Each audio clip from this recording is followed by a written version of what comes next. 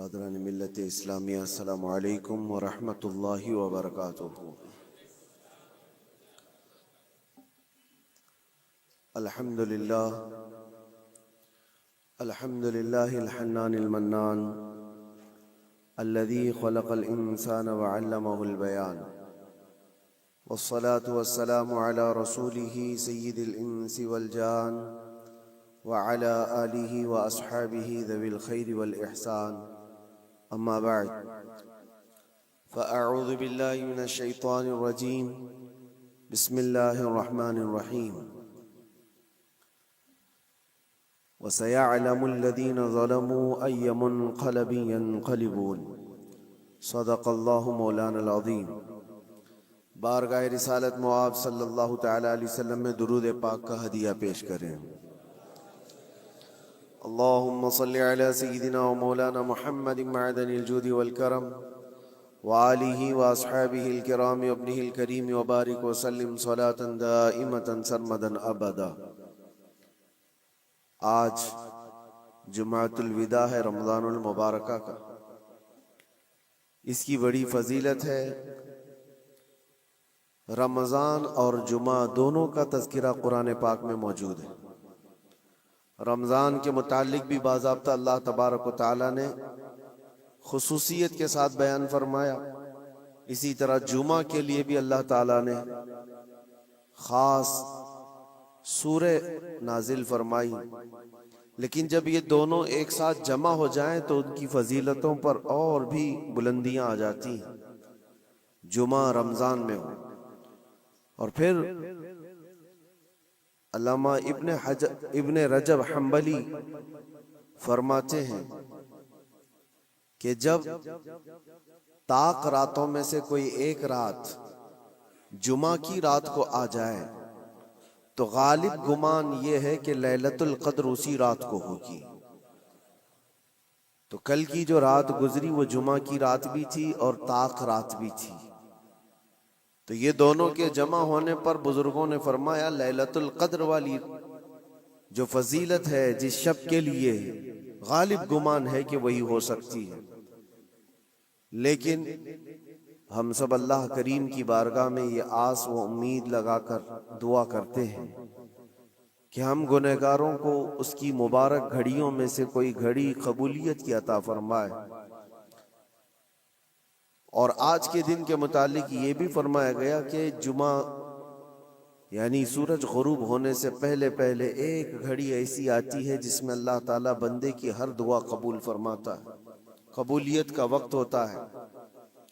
اور یہ بھی فرمایا گیا کہ اس نے ایمان و احتساب کے ساتھ آج جو نماز پڑھا، اس سے پہلے جو گناہ کیا تھا اللہ تعالیٰ سب کو معاف فرمائے گا۔ رمضان المبارکہ کی ہر رات بخشش ہوتی ہے، اور جتنے لوگوں کی رمضان میں بخشش ہو گئی اتنی تعداد صرف آج کے جمعہ کے دن بخشے جاتے ہیں۔ اور پھر عید کی رات کے لیے بھی فرمایا گیا۔ تو اب یہ چند ساعتیں رہ گئی ہیں اور چند لمحے باقی رہ گئے ہیں رمضان کو رخصت ہونے میں۔ دعا یہ کرو کہ اللہ یہ رمضان کے گزرنے سے پہلے ہم سب کی بخشش کا اعلان فرمائے۔ جو ہزاروں لوگ، لاکھوں لوگ جہنم سے آزاد ہو رہے ہیں، ان آزاد ہونے والوں میں ہمارا نام بھی مولا شامل فرمائے۔ ویسے دنیا بھر میں آج کے دن کو مسلمانوں نے یوم القدس کے نام سے منسوب کیا ہے۔ یوم القدس کے نام سے اس کو موسوم کیا ہے۔ دنیا الگ الگ ڈے مناتی ہے، mother's day, father's day, women's day, وہ پتہ نہیں کون کون سے ڈے بہت سارے منائے جاتے ہیں۔ اسلامی اعتبار سے ساری دنیا کے مسلمانوں نے رمضان کے آخری جمعہ کو القدس ڈے، یوم القدس یعنی بیت المقدس کی حفاظت والا دن قرار دیا۔ پوری دنیا آج دعاؤں میں مشغول ہے اور امت کو قدس کے متعلق اویئرنس لانے کے لیے، ان کے اندر معلومات پیدا کیے جانے کے لیے ہر جگہ پر محفلیں ہوتی ہیں، تقاریر ہوتی ہیں، اور ہونا بھی چاہیے کہ امت کو یہ حصہ ٹرانسفر کیا جائے۔ آج دور دراز بیٹھے ہوئے لوگ یہ سمجھتے ہیں کہ فلسطین میں جو کچھ بھی چل رہا ہے وہ ان کا علاقائی جھگڑا ہے، ان کے بارڈر کا مسئلہ ہوگا جیسے ہمارے لیے کشمیر کا مسئلہ بنتا ہے۔ ایسا نہیں ہے میرے عزیزو، یہ بہت پرانی تاریخ ہے۔ بیت المقدس جو خطہ ہے جس کو مسجد اقصی کہا گیا قرآن پاک میں، جہاں سے رسول کریم صلی اللہ تعالی علیہ وسلم کی معراج ہوئی، جس کا ذکر صاف قرآن پاک میں ہے، سبحان الذی اسری بعبدہ لیلا من المسجد الحرام الی المسجد الاقصی۔ پاک ہے وہ ذات جس نے اپنے بندے خاص کو ایک رات مسجد حرم سے جو مکہ میں ہے مسجد اقصی تک کا سفر کرایا۔ مسجد اقصی کیا ہے؟ قرآن کہتا ہے الذی بارکنا حولہ، جس کے ارد گرد ہم نے برکت رکھی ہے، جس کے ارد گرد برکتیں رکھی گئی ہیں۔ تو مسجد اقصی یہ کل پرسوں والی، سال دو سال پہلے والی یا 100-200 سال پہلے والی مسجد کا نام نہیں ہے، یہ اتنی پرانی ہے جس کی تاریخ تقریباً 4000 سال پہلے کی۔ سیدنا ابراہیم علیہ السلام کے زمانے سے یہ آباد علاقہ، اور ایک دو نہیں ہزاروں انبیاء اکرام علیہ السلام کا وہ قبلہ رہا ہے، اور خود مسلمانوں کا بھی قبلہ اول وہی تھا، پہلے اسی کی طرف منہ کر کے نماز ادا کیا جاتا۔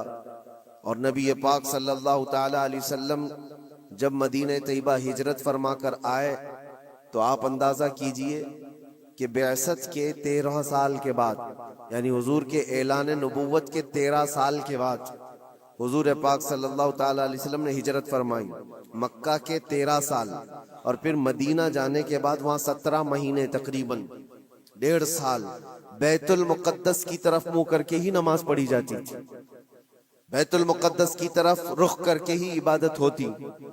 اور 17 مہینے کے بعد پھر وہ حکم آیا، وہ بھی میرے مصطفیٰ کریم صلی اللہ علیہ وسلم کی خواہش پر، کہ آپ ظہر کی نماز ادا کر رہے تھے اور آپ کے دل میں یہ خیال آیا کہ ہمارا قبلہ بیت المقدس کی بجائے خانہ کعبہ ہوتا تو اچھا ہوتا۔ رب تبارک و تعالیٰ کی بارگاہ میں وہ خواہش کرتے ہوئے آسمان کی طرف نماز کی حالت میں حضور دیکھ رہے تھے، چہرہ آسمان کی طرف اٹھا رہے تھے، 2 رکعت ہو چکی تھی۔ تب اللہ تعالیٰ نے قرآن کی آیت نازل فرمائی نماز کی حالت میں ہی، قد نرا تقلب وجہک فی السماء فلنولینک قبلۃ ترضاها۔ اے محبوب، ہم آپ کا چہرہ اٹھانا دیکھ رہے ہیں آسمان کی طرف، اور عنقریب آپ کو اسی طرف پھیر دیں گے جہاں آپ کی رضا ہے، آپ کی جس میں خوشی ہے۔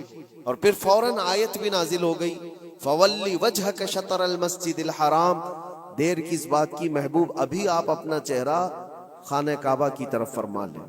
بیت المقدس سامنے ہے تو خانہ کعبہ بالکل اپوزٹ میں۔ حضور اکرم صلی اللہ علیہ وسلم 2 رکعت کے بعد نماز کی حالت میں ہی گھوم گئے، اور اس کے بعد باقی کی 2 رکعت خانہ کعبہ کی طرف منہ کر کے پڑھائی۔ تو قبلہ تو جو بدلا وہ نبی پاک صلی اللہ علیہ وسلم کے زمانے میں 17 مہینے نماز مدینے میں پڑھنے کے بعد، لیکن اس سے پہلے بیت المقدس قبلہ اول رہا۔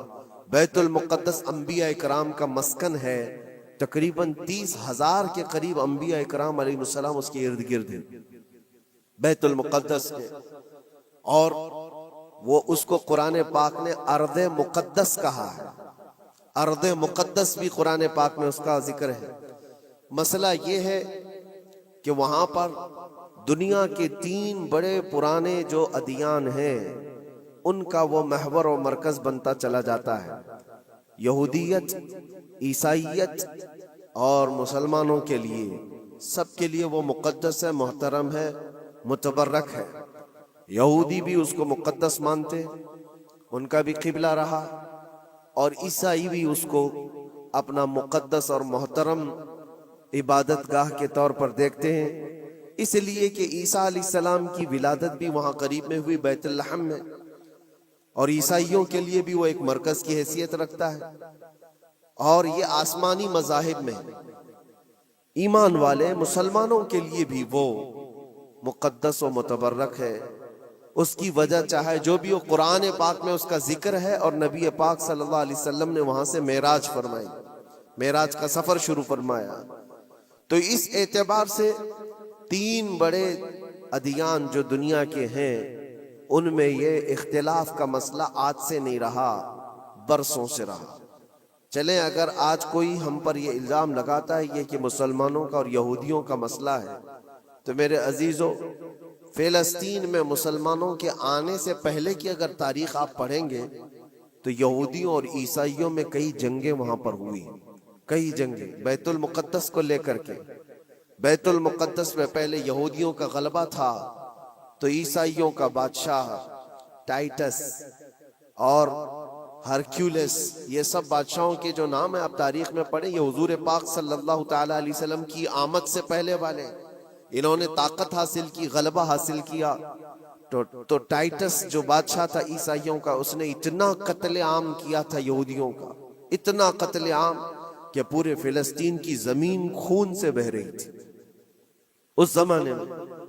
اور پھر جب یہودیوں کا غلبہ آیا تھا تو یہودیوں نے عیسائیوں کا قتل عام کیا تھا، کسی کو چھوڑا نہیں تھا۔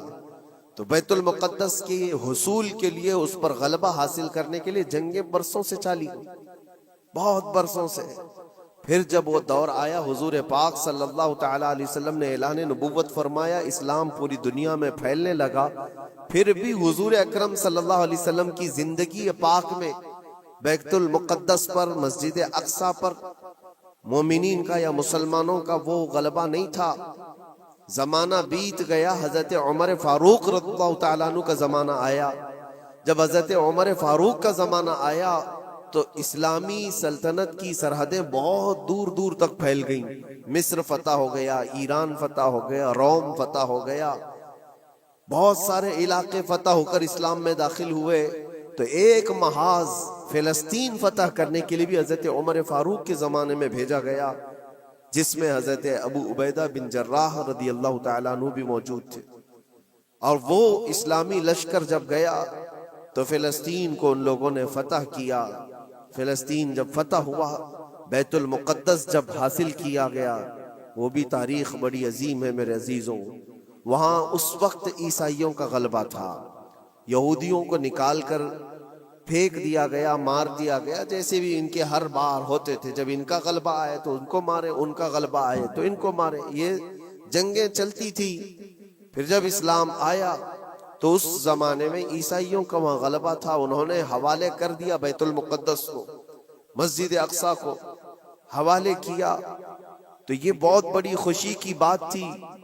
تو اس وقت وہاں موجود صحابہ نے حضرت عمر فاروق رضی اللہ تعالیٰ عنہ کو خط لکھا کہ آپ تشریف لائیں کہ بیت المقدس فتح ہو چکا ہے۔ اور یہ مسلمانوں کے لیے ایک بہت بڑی بشارت تھی، بہت بڑی عظیم خوشخبری تھی، اور سب انتظار میں تھے کہ امیر المومنین آئیں گے تو ان کے ذریعے سے یہاں پر نماز ادا کی جائے گی۔ حضرت عمر نے خبر پاتے ہی سفر شروع فرمایا تھا، لیکن وہ کس حال میں سفر کیا تاریخ میں موجود ہے۔ وقت کا امیر المومنین جس نے محاذ پہ محاذ چھیڑ رکھے تھے اور بڑے بڑی سلطنتوں کو زیر کر دیا تھا، لیکن بیت المقدس کے فتح ہونے کی خبر پا کر جب جانا تھا تو بہت لاؤ لشکر لے کر کے نہیں نکلے، اپنے ایک غلام اور ایک گھوڑے کے ساتھ نکلے تھے مدینہ طیبہ سے۔ اور وہ بھی اس حال میں نکلے تھے کہ غلام سے طے کر لیا تھا کہ 1 میل میں اس پر بیٹھوں گا، تو چلے گا، اور 1 میل تو بیٹھے گا اور میں اس رسی پکڑ کر چلوں گا۔ یہ دونوں میں طے ہو چکا تھا۔ اس طرح سے امیر المومنین سفر کرتے ہوئے فلسطین پہنچے تھے، بیت المقدس پہنچے تھے۔ حضرت عمر فاروق رضی اللہ تعالیٰ عنہ، یہ باتیں آج اس لیے بتا رہا ہوں کہ جنہوں نے خون کا بازار گرم کر رکھا ہے، اور جو ہم پر یہ الزامات ہیں کہ تلوار کے زور پر علاقے حاصل کیے، تو حضرت عمر کی یہ سیرت بھی بتاؤ، یہ تاریخ بھی بتاؤ کہ فاتح قوم کس طرح سے جاتی ہے، اکڑ کر، لوگوں کو پکڑ کر نہیں۔ حضرت عمر جب بیت المقدس کے فتح کے بعد فلسطین آ رہے تھے، خبر مشہور ہو گئی، عیسائی بھی مسلمان بھی جو وہاں موجود تھے، سب لوگ امیر المومنین کو دیکھنے کے لیے باہر نکلے تھے۔ اتفاق ایسا تھا کہ فلسطین جب قریب تھا تو سواری پر بیٹھنے کی باری غلام کی تھی، حضرت عمر کی باری رسی پکڑنے کی تھی۔ وہ رسی پکڑ کر کے وہاں قریب پہنچے تو لوگوں نے یہ سوچا جو سواری پر بیٹھا ہے وہ امیر المومنین ہے، لوگ سب اس کے پیچھے دوڑنے لگے۔ تو وہاں موجود صحابی رسول حضرت ابو عبیدہ نے کہا، اے لوگو تم غلط فہمی میں ہو، سواری پر بیٹھا ہوا امیر المومنین نہیں، گھوڑے کی رسی پکڑا ہوا وہ امیر المومنین، وہ تو غلام ہے ان کا۔ لوگوں نے پوچھا ایسا کیسے ہو سکتا ہے، تمہارا اتنا بڑا عظیم بادشاہ، اتنا بڑا سلطان، وہ رسی پکڑ کر چل رہا ہو، کوئی غلام بیٹھا ہو؟ کہا یہی تو اسلام کا عدل ہے، فاروق اعظم کا عدل ہے۔ انہوں نے یہ طے کیا ہے کہ راستے میں دونوں برابر کے سفر میں حصے دار ہوں گے، تھوڑا آرام تم کرو گے، تھوڑا آرام ہم کریں گے۔ ان اخلاق کو دیکھ کر موجود کئی لوگوں نے اسلام قبول کیا تھا۔ حضرت سیدنا عمر ابن خطاب رضی اللہ تعالیٰ عنہ اسی موقع پر یہ بھی ارشاد فرماتے ہیں، لوگوں نے جب یہ دیکھا امیر المومنین امیر المومنین کہہ کر پکارا تو آپ کی آنکھوں میں آنسو آئے۔ فتح بیت المقدس کے موقع پر میرے عزیزوں ہو سکتا ہے کسی کا سینہ چوڑا ہو جائے کہ بیت المقدس فتح کر لیا ہے، اب ہم نے مسلمانوں کا قبلہ اول واپس آ گیا ہے۔ اس لیے کہ تاریخ میں پہلے سے موجود ہے اور بعد میں بھی کہ جس بادشاہ نے وہاں پر چڑھائی کی اور فتح کیا، غلبہ حاصل کیا، اس نے غرور کرورتا ایسی دکھائی کہ سارے لوگوں پر یہ دھوس جمانا چاہا کہ یہ میری طاقت کا نشہ دیکھ لو، میں جب طاقت سے چڑھائی کرتا ہوں تو کیا حالات ہوتے ہیں۔ سب کو جس بادشاہ نے بھی بیت المقدس پر چڑھائی کی ہے اس نے اپنا غرور اور اپنا گھمنڈ لوگوں کو دکھایا۔ یہ امیر المومنین عمر ابن خطاب تھے، جب بیت المقدس فتح ہونے کے بعد آئے تھے تو آنکھوں میں آنسو تھے اور روتے ہوئے لوگوں سے کہا، اے لوگوں میری کوئی حیثیت نہیں، میں تمہیں بتاتا ہوں میں خطاب کا بیٹا عمر ہوں۔ بچپن میں مجھ سے 2 بکریاں نہیں سنبھلی جاتی تھی، میرے باپ مجھے مارتے تھے، جب بکریاں میں نہیں سنبھال پاتا تو روز مار کھاتا تھا، اور آج اللہ کے فضل سے پورے علاقے مصر، یمن، عراق، ایران، روم، اب یہ فلسطین، عرب، حجاز، تقریباً آج کی 6 کنٹری جس کا رقبہ 36 لاکھ اسکوائر کلومیٹر کے آس پاس ہوتا ہے۔ حضرت عمر کہتے یہ پورا علاقہ آج تنہا عمر اس کو ہانک رہا ہے اور ہماری نگرانی میں ہے، اس لیے نہیں ہے کہ خطاب کا بیٹا عمر ہے، اس لیے کہ محمد عربی کا غلام عمر ابن خطاب حضور اکرم صلی اللہ تعالیٰ علیہ وسلم سے وابستہ ہوں تو اللہ تبارک و تعالیٰ نے یہ طاقت و قوت اور یہ غلبہ عطا کیا ہے۔ ایک مختصر سی تاریخ میں آپ کے سامنے رکھتے آ رہا ہوں۔ پھر حضرت عمر فاروق رضی اللہ تعالیٰ عنہ کے فتح کے بعد بیت المقدس میں تقریباً 200 سال تک اسی طرح کا معاملہ رہا، پھر ڈھیلا ہو گیا، پھر عیسائیوں کا غلبہ آیا، عیسائیوں نے دوبارہ بیت المقدس کو حاصل کیا، پھر وہ بھی 100 سال کے اوپر زمانہ بیت گیا، پھر بیت المقدس کے حصول کے لیے جگہ جگہ مسلمانوں میں بہت سارے محاذ نکلے، لیکن اللہ تعالیٰ نے دوبارہ فتح بیت المقدس کا صحرا سلطان صلاح الدین ایوبی کو عطا فرمایا۔ وہ ایک جرنیل تھے، اسلام کے نڈر تھے اور بہادر، عظیم بہادر، جنہوں نے عدل و مساوات تو ایسے کیے ہیں، عیسائیوں نے بھی آج اپنی کتاب میں لکھا ہے ہم نے ایسا کوئی سپہ سالار دنیا میں دیکھا نہیں جیسا صلاح الدین تھا۔ صلاح الدین نے اپنے نفس کے لیے، اپنی ذات کے لیے کسی ایک کو بھی مارا نہیں، کسی ایک کو بھی بندھک نہیں بنایا۔ بے شمار لوگ جو عیسائی تھے وہاں پر ان کو مال جائیداد جو چاہیے وہ سب دے کر کے آزاد کیا ہے۔ کہا کہ صرف بیت المقدس یہ مقدس جگہ ہے، اس کی گندگی اور اس کی ناپاکی میں نہیں دیکھ سکتا۔ باقی جب بیت المقدس فتح ہوا تھا صلاح الدین کے زمانے میں تو اس وقت عام اعلان تھا جس کو جو لے جانا ہے لے جائے۔ دروازوں سے سونے کے جو نقش تھے عیسائی جب بھاگ رہے تھے وہ بھی کھرچ کر کے نکال رہے تھے لے جانے کے لیے، جو ہاتھ میں آئے وہ سب۔ لیکن صلاح الدین نے منع کیا تھا کسی کو کچھ نہ پوچھا جائے، مال و جائیداد، دنیا کی دولت سب انہیں مبارک ہو، اللہ کا یہ مقدس گھر ہمارے حصے میں آیا۔ یہ بھی تاریخ موجود ہے۔ اور صلاح الدین ایوبی سیدنا عمر ابن خطاب رضی اللہ تعالیٰ عنہ کے زمانے کی یہ فتح یابیاں یہ دور اسلام میں ہے مسلمانوں کے لیے. پھر زمانہ بیتتا گیا اور پھر یہ انہی حالات میں بحمد تعالی تقریباً 1000 سال چل پڑے. تقریباً پورے 1000 سال بھی نہیں، لیکن جب یہ ورلڈ وار ہوئی فرسٹ، اس کے بعد پوری دنیا میں خلافت عثمانیہ کا دبدبہ ختم ہوا، تو دوبارہ پھر یہ ساری جو دسیسہ کاری ہے آج جو آپ دیکھ رہے ہیں. سب سے پہلے بے گھر تھے جو یہودی پوری دنیا میں، جن کے لیے ٹھکانہ نہیں تھا، کوئی جگہ نہیں تھی. انہوں نے ایک معاہدے کے تحت 4000 یہودیوں کو صرف فلسطین میں بسانے کی اجازت مانگی تھی. اس وقت عرب بھی غیر منقسم تھا، بٹا ہوا نہیں تھا، پورا عرب ایک تھا. فلسطین، جارڈن، ملک شام، یہ سب علاقے ملے ہوئے تھے، ایک ہی خلافت کے اندر آتے تھے، خلافت عثمانیہ کے اندر.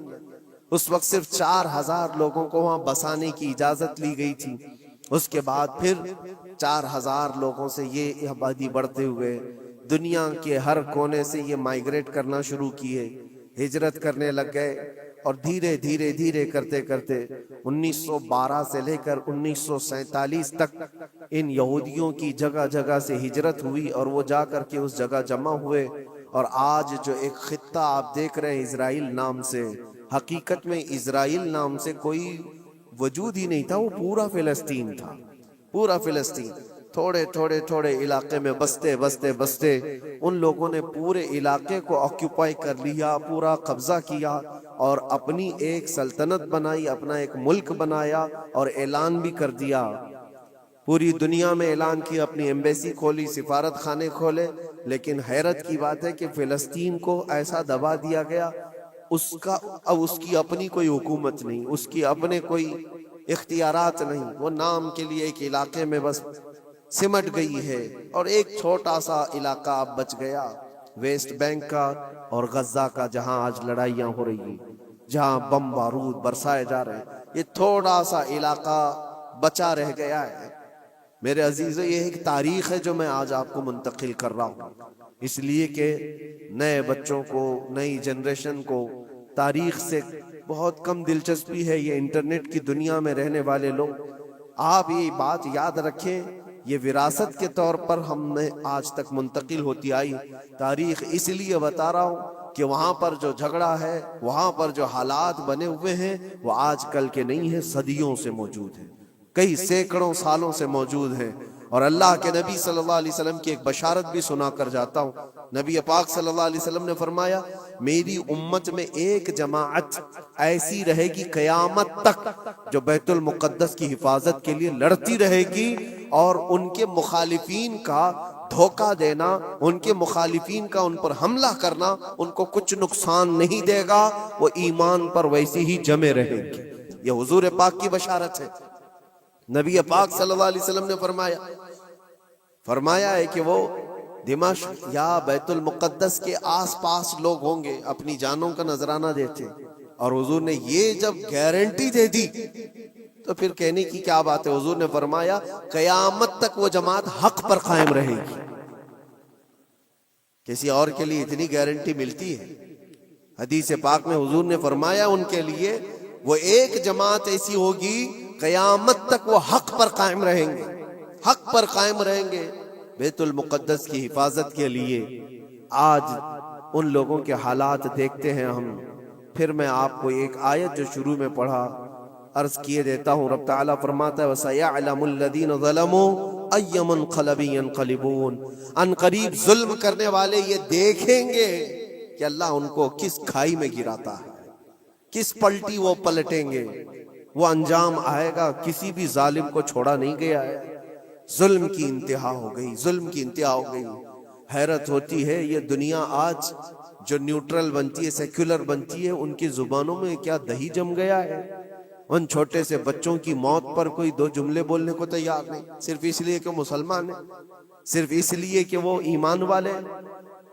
میرے عزیزو، دنیا میں کہیں کسی کی ظلمن موت ہو جائے تو ساری میڈیا چیختی ہے، چلاتی ہے. اور آج جہاں 49,000 لوگوں کو قتل کر دیا گیا، مار دیا گیا. ان کا قصور کیا تھا بتائیں؟ ان کا قصور کیا ہے؟ جنگ جس سے چل رہی ہے اس جماعت کا تو کوئی نشانی نہیں ملتا. جس جماعت کے ساتھ، جس تحریک کے ساتھ، جس تنظیم کے ساتھ یہودیوں کی جنگ چل رہی ہے، اس تنظیم کا کون مر رہا ہے، اس تنظیم کے کتنے لوگ مارے جا رہے ہیں، اس کا کوئی حساب نہیں. لیکن سیویلینز جو وہاں کے بچے ہیں، عورتیں ہیں، بوڑھے ہیں، ان میں سے تقریباً 50,000 لوگ شہید ہو چکے، جس میں سے تقریباً 15,000 کے آس پاس تو بچے ہیں، چھوٹے سے بچے ہیں. کلیجہ منہ کو آتا ہے یہ ساری باتیں دیکھ کر کے، سن کر کے. میرے عزیزو، جگر رکھنے والا دنیا کا کوئی بھی انسان جس کے اندر تھوڑی انسانیت باقی ہو، وہ یہ تمام مناظر کو دیکھ کر کے ویرودھ تو ضرور کرے گا. اور اگر یہ باتیں بھی ہم کو یہاں کہنے میں کسی کو ایسا لگتا ہے تو میں اس کی پرواہ نہیں کرتا. ایمان جب تک ہے ہم بولتے رہیں گے. جہاں لوگوں کی جانیں چلی جا رہی ہوں اور تم کہتے ہو کہ یہ حالات صحیح نہیں ہو بولنے کے لیے، تو پھر ایسی بزدلی میں جی کر کے بھی مطلب نہیں، مر جانا ہی بہتر ہے. کس لیے جی رہے ہیں؟ حق کو حق نہ کہا جائے، ظلم کو ظلم نہ کہا جائے. کیا اتنے بھی زیادہ بزدلی آ گئی ہے؟ میرے عزیزو، آپ کو بتانے کا مقصد یہ ہے. مجھے پتا ہے لوگوں کو یہ بھی لگتا ہے کہ یہاں بیان کر کے مطلب کیا ہے، فلسطین میں ظلم ہو رہا ہے، بچے مارے جا رہے ہیں، یہاں بیان کر کے کیا مطلب ہے؟ یہ تھوڑی نہ وہاں جائیں گے مدد کرنے کے لیے. لیکن میرے عزیزو، فزیکلی آپ جا تو نہیں سکتے، لیکن اس سے بہت ساری عبرتیں، بہت سارے سبق تم سیکھ سکتے ہو. تم سردی بخار پر آئیں کائیں کرنے لگ جاتے ہو، جن کے گھروں پر روز بم بارود ہو، ان لوگوں کو دیکھو کبھی تو وہ آج بھی الحمدللہ کہتے ہیں. ایک خاتون کو دیکھا جس کے 4 بیٹے شہید ہو گئے، 4 بیٹے شہید ہو گئے. عورتوں میں وہ بیان کر رہی ہے، بڑا بیٹا 27 سال کا، دوسرا بیٹا 25 سال کا، تیسرا 23 سال کا. اس طرح سے عمر جوانی، بھری جوانی میں جس کے 4 لڑکے شہید ہوئے. آنکھوں میں آنسو کچھ نہیں. کسی نیوز رپورٹر نے کہا کہ 4 بیٹے تیرے اتنی بھری جوانی میں مارے گئے، تجھے غم نہیں کسی بات کا؟ کیا بہترین جواب دیتی وہ خاتون، کہتی ہے جس کا ہر بیٹا جنت میں پہنچ چکا ہو اسے غم کس بات کا؟ کیونکہ اللہ کا وعدہ ہے، میرے نبی کا وعدہ ہے، وہ شہید ہیں اور شہید جنت میں ہو چکا ہوتا ہے، اور شہید کو اس کی موت سے پہلے اس کا جنت میں ٹھکانہ دکھایا جاتا ہے.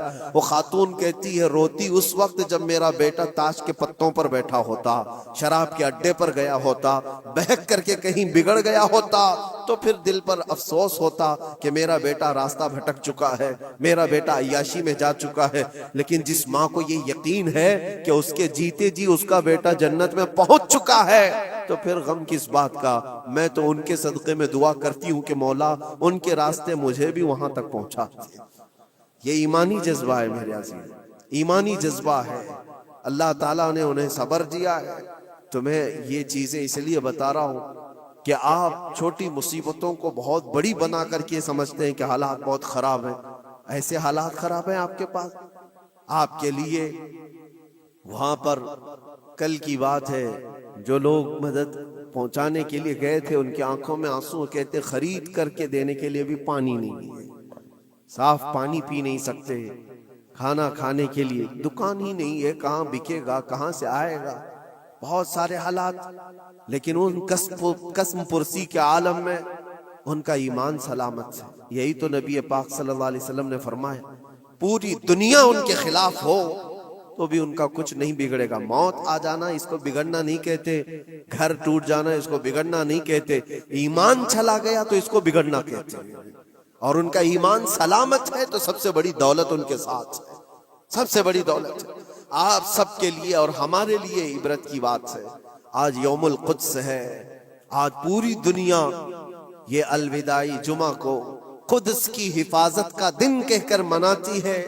آپ سب اللہ کی بارگاہ میں دعا گو ہو جائیں اور اللہ کریم کی بارگاہ میں گڑ گڑا کر کے مانگیں کہ مولا قبلہ اول بیت المقدس کو پھر سے ہمارے حق میں عطا فرما دیں. اور اس کے لیے جنہوں نے اپنی جانوں کا نذرانہ پیش کیا، اپنے مال و جائیداد، اپنے بچے، اپنے عزیز و اقارب کھوئے، اے کریم خدا دنیا میں بھی اور آخرت میں بھی ان کو اجر عظیم عطا فرما. وہاں کے شہیدوں کی شہادت کو قبول فرما لے۔ اے اللہ ان کے بیماروں کو شفا دے دے، ان کی عورتوں کو سہارا دے دے۔ مولا کریم ان کے رزق کے اسباب پیدا کرتے ہیں۔ اے رب العالمین، رمضان کا یہ آخری عشرہ ہے، عید کی خوشیاں سب گھروں میں آتی ہیں، ان بچوں کے گھروں میں بھی عید کی خوشیاں پہنچا دے جن کے باپ اور جن کی مائیں رمضان میں جا چکی ہیں۔ اے کریم خدا ارحم الراحمین، مولا تیرے حبیب پاک صلی اللہ تعالی علیہ وسلم کی امت پاک پر رحم و کرم فرما دے۔ اللہم ارحم امت سیدنا محمد صلی اللہ علیہ وسلم رحمتا عامہ، اللہم اغفر امت سیدنا محمد صلی اللہ علیہ وسلم مغفرتا عامہ، وصلی اللہ تعالی علی خیر خلقہ محمد وآلہ واصحابہ اجمعین برحمتک یا ارحم الراحمین۔